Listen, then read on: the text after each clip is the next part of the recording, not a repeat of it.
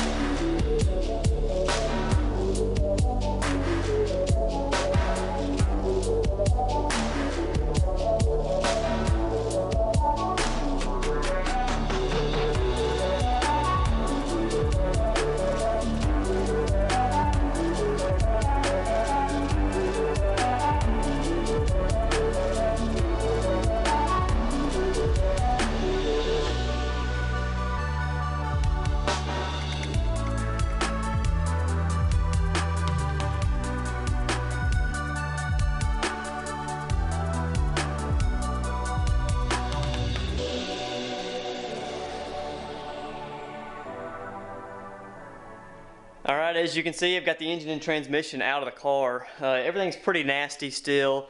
I went ahead and started taking off some of the wiring as well. It's all still in there, but I've been loosening things up, getting rid of some of these bolts and clips and different things like that. Most of these clips in here are actually breaking off, so I'll probably have to replace a lot of those.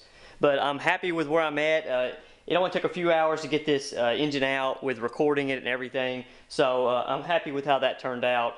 This engine's going to need a lot of work, a lot of cleaning up to do, some maintenance items, so that'll probably be coming up pretty soon. I think I'm going to focus on getting this engine bay cleaned up and everything out of it and get this thing prepped for paint and painted. That way we can actually start putting stuff back in it, because as you can see, there's not a lot of room in the garage to store anything. I've got stuff piled up over there in the gym, and I really want to get all that stuff kind of back on the car as quick as I can, and that's going to require me going ahead and knocking this part out. So next video we're going to be continuing on this car, so I hope you'll stick around.